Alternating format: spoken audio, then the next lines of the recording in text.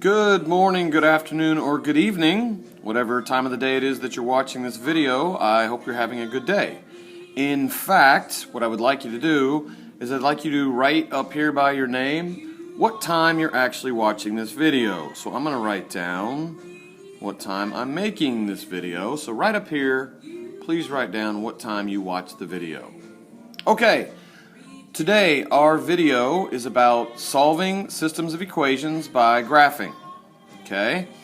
What that means is we're going to talk about when we have two linear equations put together and when they have the same solution and what that solution is, how we find it, and how we work through the problems like this.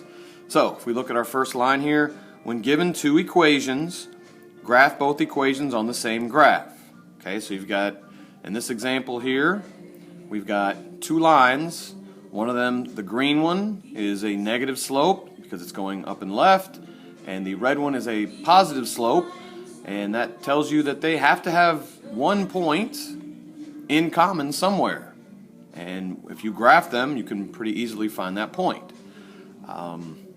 So right up here, we want to write when there is a solution, the solution to the system will be, and just write a point here. And they'll only hit at one space or on one point unless they are the exact same equation, which would be a little odd, but that could happen, I guess.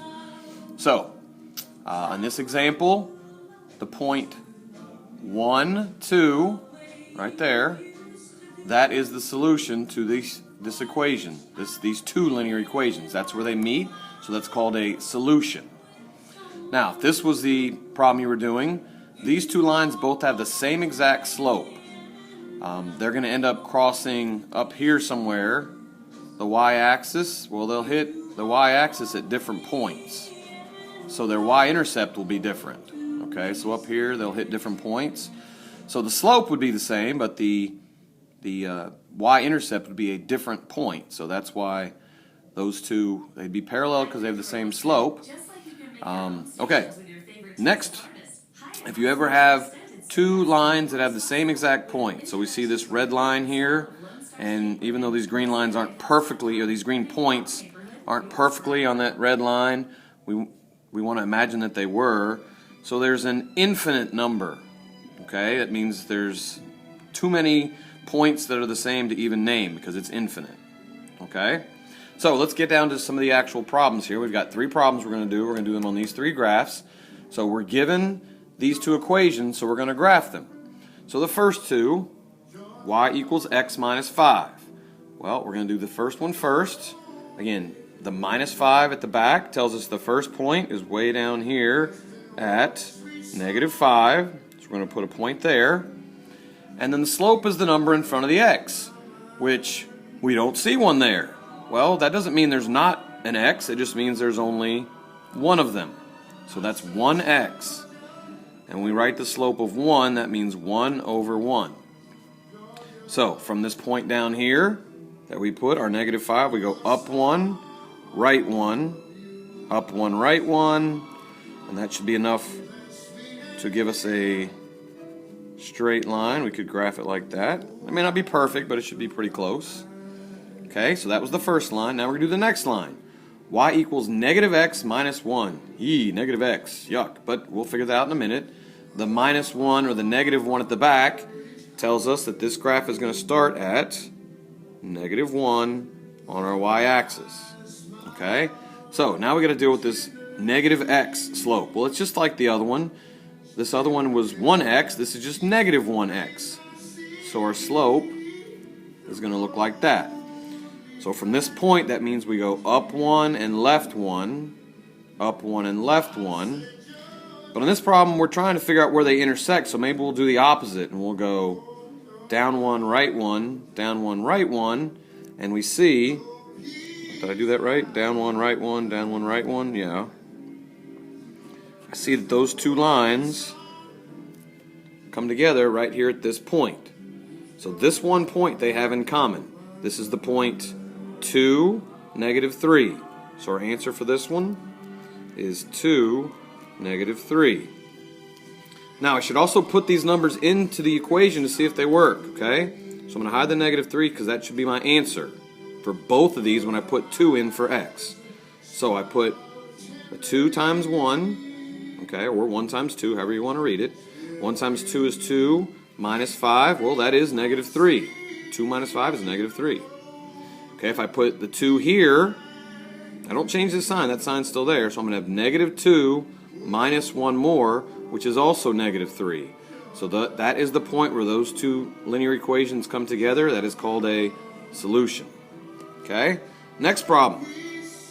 Well, I'm going to graph this first one. Negative 2x plus 1. That plus 1 tells me to come right down here and put a point at plus 1.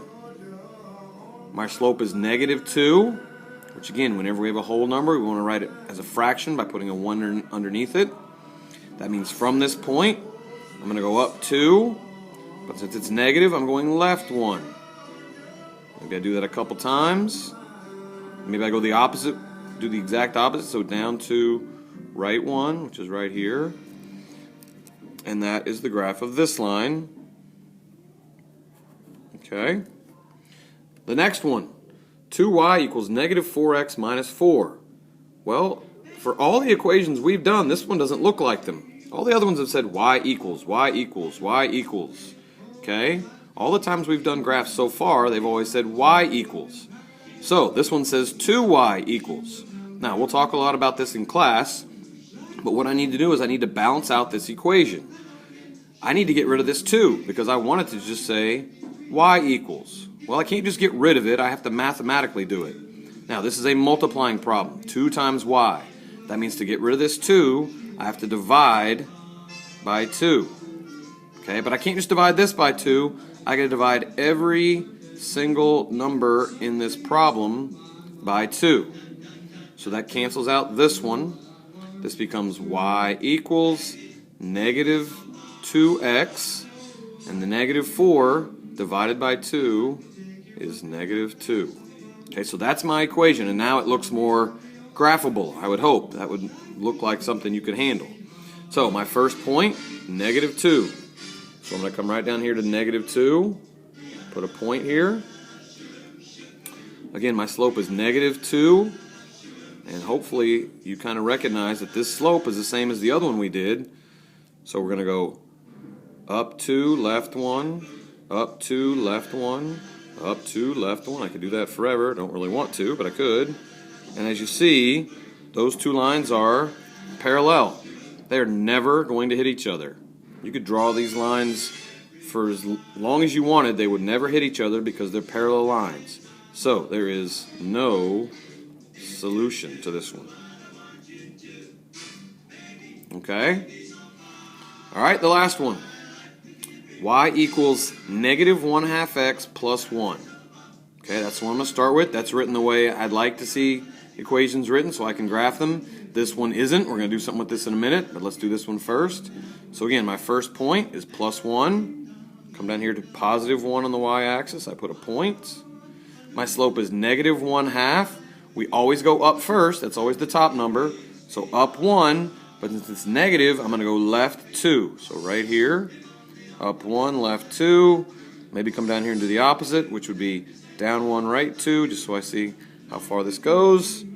And I graph this line. Again, at any point while you're doing this, if you get stuck or fall behind or can't catch up, just hit pause. Just catch up, do the points, and hit play again.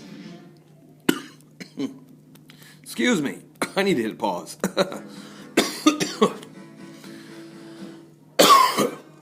All right, sorry. Not going to stop recording because this is the last problem. So, I have to change this equation so that it says y equals. Now, the first thing I want to do is remember that I got a left side and a right side to this, okay? The only thing I want on the left side is this y. So the first thing I want to do is I want to get rid of this plus 2x. Okay, and again, think of it as like a balanced scale. One side weighs the same as the other. One side is equal to the other.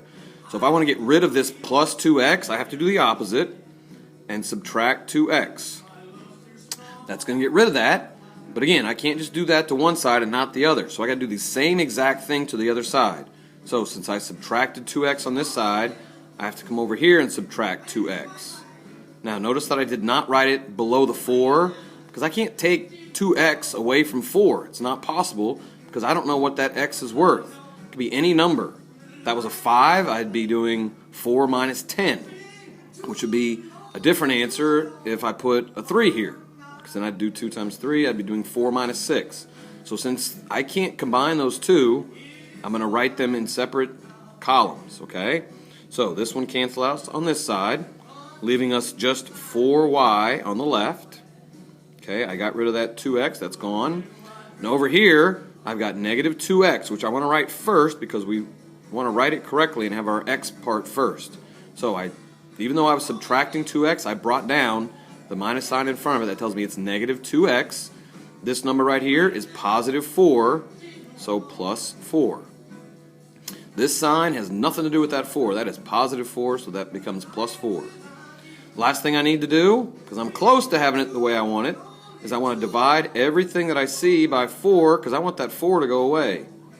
So everything that I see, I divide by 4. So that becomes that.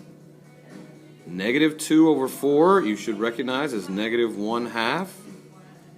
And that's an x, and then 4 divided by 4 is 1.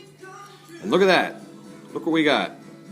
These equations are exactly the same. So since I already graphed that one, not really going to graph it again.